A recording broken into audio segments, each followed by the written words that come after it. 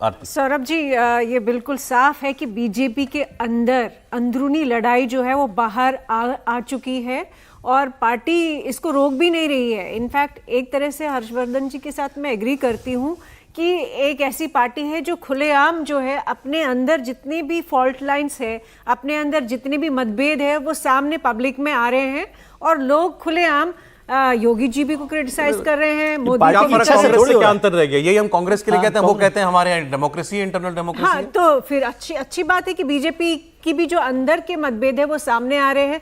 लेकिन सबसे बड़ी बात जो अभी दिख रही है, जो विजय जी ने भी कहा कि अकाउंटेबिलिटी सिर्फ बैठ के करने से नहीं होता है। बैठक लगाएंगे, आपने आंकलन किया कि किस वजह से हारे, क्या इश्यूज है यूपी में लीडरशिप में, उसके बाद आप किसी को जिम्मेवार ठहराएंगे। उस हेड शुड रोल जो अंग्रेजी में जिसको कहते हैं कि किसी को तो आप जिम्मेवार ठहरा के उनको बाहर निकालेंगे या पनिशमेंट देंगे या कोर्स करेक्शन का मौका देंगे। वो अभी तक हुआ नहीं है, बैठ के हुई है।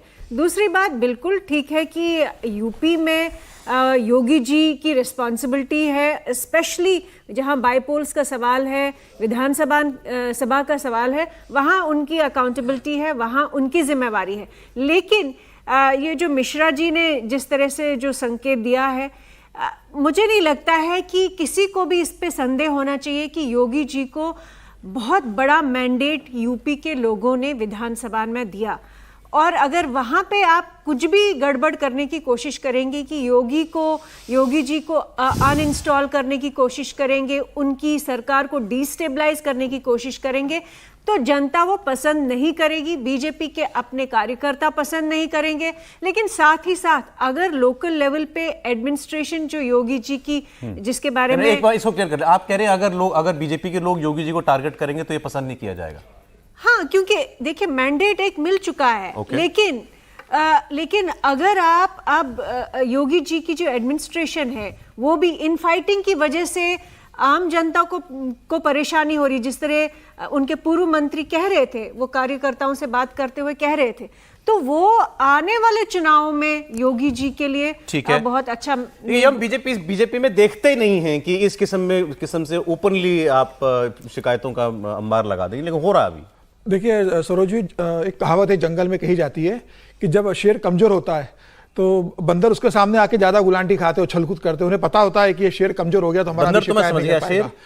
तो शेर तो योगी आदित्यनाथ ही है। तो मुझे लगता है कि ये उत्तर प्रदेश के संदर्भ में मैं कहना चाहता हूं कि जब एक मजबूत नेता है, स्ट्रांग लीडर जब थोड़ा कमजोर होता है, चुनाव के परिणाम उसके अनुकूल नहीं आते हैं, तो जो कमजोर नेता होते हैं, उसके सताए हुए होते हैं, या उनको लगता है कि उनको उतना स्पेस नहीं मिल पा रहा, उन्हें लगता है कि अब मौका आ गया है कि आप सब मिलकर इकट्ठा होकर शेर का शिकायत कर दें, बाद में हम देखेंगे कैसे हमें अपना हिस्से बंटवारी करना है, पहले हम इस शेर का खात्मा कर दें।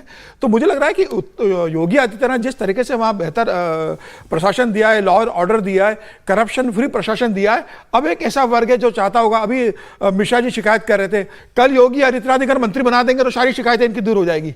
ये योगी आदित्यनाथ की तारीफ करेंगे, कहेंगे बहुत अच्छा प्रशासन कर रहे हैं योगी आदित्यनाथ, भारतीय जनता पार्टी की सरकार 2/3 बहुमत से रिपीट होने वाली है।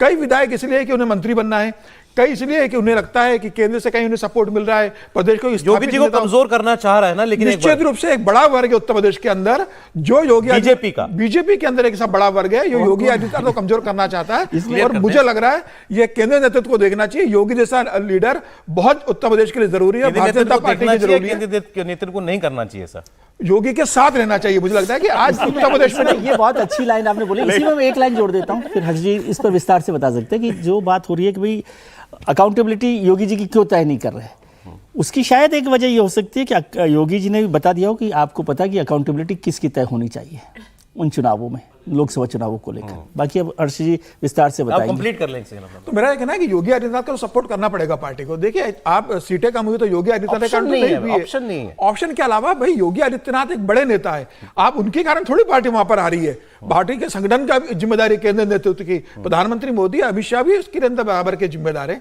योगी आदित्यनाथ को अब यह कह दो कि सिर्फ योगी आदित्यनाथ के कारण हारे, मुझे लगता है ऐसा ही नहीं है। योगी आदित्यनाथ इस बात को समझते हैं कि मुख्यमंत्री वो है, चेहरा भी वो थे, तो उन्होंने सब गंभीरता से लिया है, वो लगातार बैठ के कर रहे हैं। अभी पार्टी ने अपने संगठन की रिपोर्ट भेजी है, भारतीय जनता पार्टी निर्णय लेगी, लेकिन मुझे लगता है योगी आदित्यनाथ मुख्यमंत्री बने रहेंगे। योगी आदित्यनाथ का कोई विकल्प भारतीय जो जनता कहा पार्टी के जाता है, पास मैं वो नहीं। कह रहा हूं आपसे, कुछ गलत हो तो उसको दुरुस्त कर दीजिएगा। ये कहा जाता है कि भाई योगी जी, मोदी जी के सामने इस कदर, मतलब इतना सम्मान है, इतना आदर है कि मोदी जी कुछ कहते हैं, मोदी जी भी कहते हैं भाई तुम योगी जी आप हट जाइए, हमको परिवर्तन करना है। योगी जी मोदी जी का अनादर नहीं कर सकते या उनकी बात पे नहीं काट सकते, ऐसा कहा जाता है। लेकिन शायद उनको यह भी टीस है कि दूसरा चुनाव जीत गए, उसका श्रेय उनको उतना नहीं मिला, और अब लोकसभा चुनाव में जो हुआ, इसका एक तो पहले क्रेडिट पूरा नहीं मिला, और अब इसका सारा दोष दे दो मुझे।